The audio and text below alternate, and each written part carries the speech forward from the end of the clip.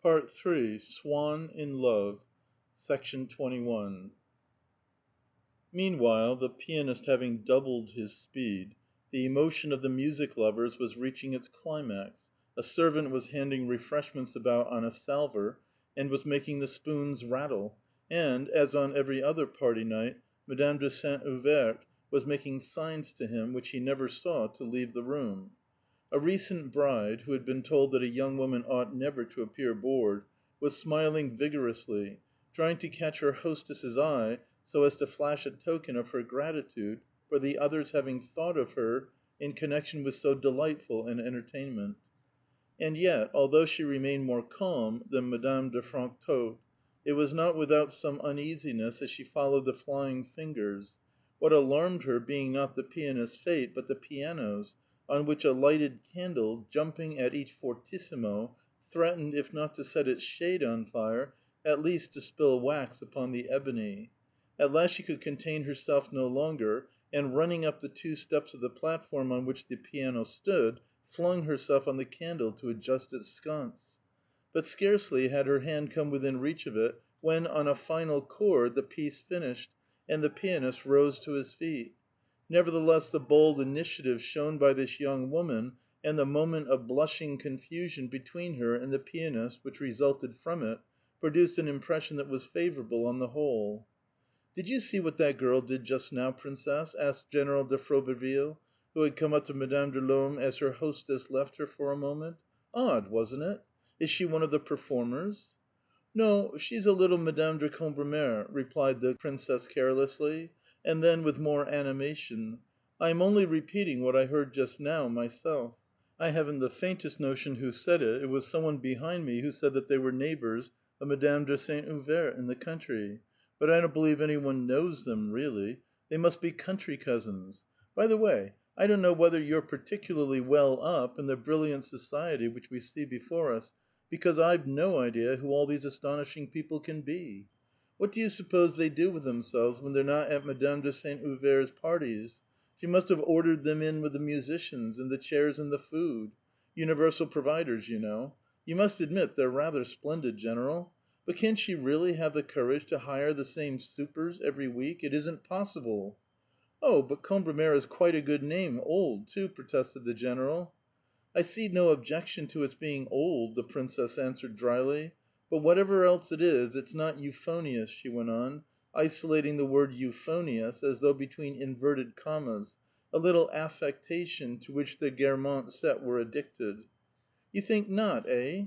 She's a regular little peach, though," said the General, whose eyes never strayed from Madame de Cambremer.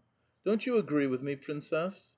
"She thrusts herself forward too much. I think in so young a woman that's not very nice. For I don't suppose she's my generation," replied Madame de L'Homme, the last word being common, it appeared, to Gallardon and Guermantes. And then, seeing that Monsieur de Froberville was still gazing at Madame de Cambremer, she added, half out of malice towards the lady, half wishing to oblige the General, "Not very nice for her husband. I am sorry that I do not know her, since she seems to attract you so much. I might have introduced you to her," said the Princess, who, if she had known the young woman, would most probably have done nothing of the sort. "And now I must say good night, because one of my friends is having a birthday party, and I must go and wish her many happy returns," she explained, modestly and with truth, reducing the fashionable gathering to which she was going to the simple proportions of a ceremony which would be boring in the extreme, but at which she was obliged to be present, and there would be something touching about her appearance. "Besides, I must pick up Basine. While I've been here, he's gone to see those friends of his. You know them too, I'm sure, who are called after a bridge. Oh yes, the Jenas." "It was a battle before it was a bridge, Princess. It was a victory," said the General. "I mean to say to an old soldier like me," he went on, wiping his monocle and replacing it, as though he were laying a fresh dressing on the raw wound underneath, while the Princess instinctively looked away. "That Empire nobility, well, of course, it's not the same thing, but after all, taking it as it is, it's very fine of its kind. They were people who really did fight like heroes." "But I have the deepest respect for heroes," the Princess assented, though with a faint trace of irony. "If I don't go with Basine to see this Princess de Jena, it isn't for that at all. It's simply because I don't know them. Basine knows them, he worships them. Oh no, it's not what you think, he's not in love with her. I've nothing to set my face against. Besides, what good has it ever done when I have set my face against them?" she queried sadly, for the whole world knew that, ever since the day upon which the Prince de Lomme had married his fascinating cousin, he had been consistently unfaithful to her. "Anyhow, it isn't that at all. They're people he has known for ever so long, they do him very well, and that suits me down to the ground. But I must tell you what he's told me about their house. It's quite enough. Can you imagine it? All their furniture is Empire." "But, my dear Princess, that's only natural. It belonged to their grandparents." "I don't quite say it didn't, but that doesn't make it any less ugly. I quite understand that people can't always have nice things, but at least they needn't have things that are merely grotesque. What do you say?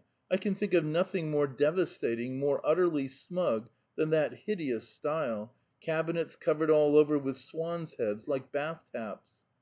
"But I believe, all the same, that they've got some lovely things. Why, they must have that famous mosaic table on which the Treaty of... Oh, I don't deny they may have things that are interesting enough from the historic point of view, but things like that can't ever be beautiful, because they're simply horrible. I've got things like that myself that came to Bassin from the Montesquieux, only they're up in the attics at Guermantes, where nobody ever sees them. But after all, that's not the point. I would fly to see them with Bassin. I would even go to see them among all their sphinxes and brasses if I knew them, but I don't know them. Do you know, I was always taught, when I was a little girl, that it was not polite to call on people one didn't know." She assumed a tone of childish gravity. "And so I am just doing what I was taught to do. Can't you see those good people with a totally strange woman bursting into their house? Why, I might get a most hostile reception." And she coquettishly enhanced the charm of the smile which the idea had brought to her lips by giving to her blue eyes, which were fixed on the General, a gentle, dreamy expression. "My dear Princess, you know that they'd be simply wild with joy." "No? Why?" she inquired, with the utmost vivacity, either so as to seem unaware that it would be because she was one of the first ladies in France, or so as to have the pleasure of hearing the General tell her so. "Why, how can you tell? Perhaps they would think it the most unpleasant thing that could possibly happen. I know nothing about them, but if they're anything like me, I find it quite boring enough to see the people I do know. I'm sure if I had to see people I didn't know as well, even if they had fought like heroes, I should go stark mad. Besides, except when it's an old friend like you, whom one knows quite apart from that, I'm not sure that heroism takes one very far in society. It's often quite boring enough to have to give a dinner party, but if one had to offer one's arm to Spartacus, to let him take one down, really, no. It would never be Vercingetorix I would send for to make a 14th. I feel sure I should keep him for really big crushes, and as I never give any... Ah, Princess, it's easy to see you're not a Guermantes for nothing. You have your share of it all right, the wit of the Guermantes. But people always talk about the wit of the Guermantes. I could never make out why. Do you really know any others who have it?" she rallied him, with a rippling flow of laughter, her features concentrated, yoked to the service of her animation, her eyes sparkling, blazing with a radiant sunshine of gaiety which could be kindled only by such speeches, even if the Princess had to make them herself, as were in praise of her wit or of her beauty. "Look, there's Swann talking to your Cambremere woman. Over there, beside old Saint Euverte. Don't you see him? Ask him to introduce you. But hurry up, he seems to be just going." "Did you notice how dreadfully ill he's looking?" asked the General. "My precious Charles? Ah, he's coming at last. I was beginning to think he didn't want to see me." Swann was extremely fond of the Princesse de Lomme, and the sight of her recalled to him Guermantes, a property close to Combray, and all that country which he so dearly loved and had ceased to visit, so as not to be separated from Odette. Slipping into the manner, half artistic, half amorous, with which he could always manage to amuse the Princess, a manner which came to him quite naturally whenever he dipped for a moment into the old social atmosphere, and wishing also to express in words for his own satisfaction the longing that he felt for the country. "Ah!" he exclaimed, or rather intoned, in such a way as to be audible at once to Madame de Saint Euverte, to whom he spoke, and to Madame de Lomme, for whom he was speaking. "Behold our charming Princess! See, she has come up on purpose from Guermantes to hear Saint Francis preach to the birds, and has only just had time, like a dear little titmouse, to go and pick a few little hips and haws and put them in her hair. There are even some drops of dew upon them still, a little of the hoar frost which must be making the Duchess down there shiver. It is very pretty indeed, my dear princess." "What? The princess came up on purpose from Guermantes? But that's too wonderful! I never knew! I'm quite bewildered!" Madame de Saint Euverte protested with quaint simplicity, being but little accustomed to Swann's way of speaking. And then, examining the princess's head dress, "Why, you're quite right. It is copied from, what shall I say, not chestnuts, no. Oh, it's a delightful idea! But how can the princess have known what was going to be on my programme? The musicians didn't tell me, even." Swann, who was accustomed, when he was with a woman whom he had kept up the habit of addressing in terms of gallantry, to pay her delicate compliments which most other people would not and need not understand, did not condescend to explain to Madame de Saint Euverte that he had been speaking metaphorically. As for the princess, she was in fits of laughter, both because Swann's wit was highly appreciated by her set, and because she could never hear a compliment addressed to herself without finding it exquisitely subtle and irresistibly amusing. "Indeed, I'm delighted, Charles, if my little hips and haws meet with your approval. But tell me, why did you bow to that Combermere person? Are you also her neighbor in the country?" Madame de Saint Euverte, seeing that the princess seemed quite happy talking to Swann, had drifted away. "But you are yourself, princess." "I? Why, they must have countries everywhere, those creatures. Don't I wish I had!" "No, not the Combermeres, her own people. She was a Legrandin, and used to come to Combray. I don't know whether you are aware that you are Comtesse de Combray, and that the chapter owes you a due." "I don't know what the chapter owes me, but I do know that I'm touched for 100 francs every year by the curé, which is a due that I could very well do without. But surely these Combermeres have rather a startling name. It ends just in time, but it ends badly," she said with a laugh. "It begins no better." Swann took the point. "Yes, that double abbreviation." "Some one very angry and very proper, who didn't dare to finish the first word." But since he couldn't stop himself beginning the second, he'd have done better to finish the first and be done with it. "We are indulging in the most refined form of humour, my dear Charles, in the very best of taste. But how tiresome it is that I never see you now," she went on in a coaxing tone. "I do so love talking to you. Just imagine, I could not make that idiot Froberville see that there was anything funny about the name Combermere. Do agree that life is a dreadful business. It's only when I see you that I stop feeling bored." Which was probably not true. But Swann and the princess had the same way of looking at the little things of life, the effect, if not the cause, of which was a close analogy between their modes of expression and even of pronunciation. This similarity was not striking, because no two things could have been more unlike than their voices. But if one took the trouble to imagine Swann's utterances, divested of the sonority that enwrapped them, of the moustache from under which they emerged, one found that they were the same phrases, the same inflections, that they had the tone of their Guermantes set. On important matters Swann and the princess had not an idea in common. But since Swann had become so melancholy, and was always in that trembling condition which precedes a flood of tears, he had the same need to speak about his grief that a murderer has to tell someone about his crime. And when he heard the princess say that life was a dreadful business, he felt as much comforted as if she had spoken to him of Odette. "Yes, life is a dreadful business. We must meet more often, my dear friend. What is so nice about you is that you are not cheerful. We could spend a most pleasant evening together." "I'm sure we could. Why not come down to Guermantes? My mother in law would be wild with joy. It's supposed to be very ugly down there, but I must say I find the neighbourhood not at all unattractive. I have a horror of picturesque spots." "I know it well; it's delightful," replied Swann. "It's almost too beautiful, too much alive for me just at present. It's a country to be happy in." "It's perhaps because I have lived there, but things there speak to me so. As soon as a breath of wind gets up and the cornfields begin to stir, I feel that some one is going to appear suddenly, that I am going to hear some news, and those little houses by the water's edge... I should be quite wretched."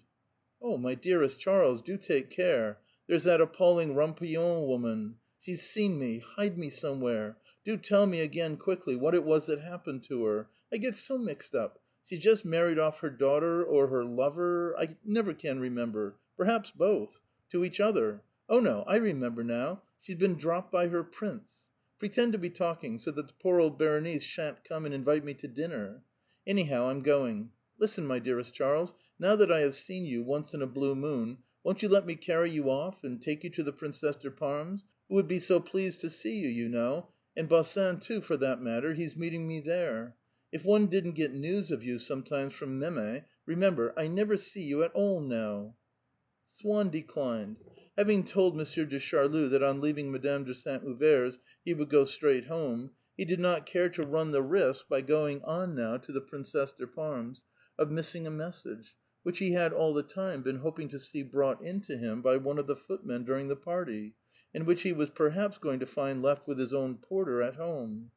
"Poor Swann," said Madame de Laume that night to her husband. "He is always charming, but he does look so dreadfully unhappy. You will see for yourself, for he has promised to dine with us one of these days. I do feel that it's really absurd that a man of his intelligence should let himself be made to suffer by a creature of that kind, who isn't even interesting, for they tell me she's an absolute idiot," she concluded, with the wisdom invariably shown by people who, not being in love themselves, feel that a clever man ought to be unhappy only about such persons as are worth his while, which is rather like being astonished that any one should condescend to die of cholera at the bidding of so insignificant a creature as a common bacillus. Swann now wished to go home, but just as he was making his escape, General de Froberville caught him and asked for an introduction to Madame de Combermere, and he was obliged to go back into the room to look for her. "I say, Swann, I'd rather be married to that little woman than killed by savages. What do you say?" The words "killed by savages" pierced Swann's aching heart, and at once he felt the need of continuing the conversation. "Ah," he began, "some fine lives have been lost in that way. There was, you remember, that explorer, whose remains Dumont d'Urville brought back, La Pérouse." And he was at once happy again, as though he had named Odette. "He was a fine character, and interests me very much, does La Pérouse," he ended sadly. "Oh, yes, of course, La Pérouse," said the General. "It's quite a well known name. There's a street called that." "Do you know any one in the Rue La Pérouse?" asked Swann excitedly. "Only Madame de Chanlivaud, the sister of that good fellow Chaussepierre. She gave a most amusing theatre party the other evening. That's a house that will be really smart some day. You'll see." "Oh, so she lives in the Rue La Pérouse. It's attractive. I like that street. It's so sombre." "Indeed it isn't. You can't have been in it for a long time. It's not at all sombre now. They're beginning to build all round there." When Swann did finally introduce Monsieur de Froberville to the young Madame de Combermere, since it was the first time that she had heard the General's name, she hastily outlined upon her lips the smile of joy and surprise with which she would have greeted him if she had never in the whole of her life heard anything else. For as she did not yet know all the friends of her new family, whenever any one was presented to her, she assumed that he must be one of them, and thinking that she would show her tact by appearing to have heard such a lot about him since her marriage, she would hold out her hand with an air of hesitation, which was meant as a proof at once of the inculcated reserve which she had to overcome, and of the spontaneous friendliness which successfully overcame it. And so her parents-in-law, whom she still regarded as the most eminent pair in France, declared that she was an angel. All the more that they preferred to appear, in marrying her to their son, to have yielded to the attraction rather of her natural charm than of her considerable fortune. "It's easy to see that you're a musician heart and soul, Madame," said the General, alluding to the incident of the candle. End of Part 3, Section 21.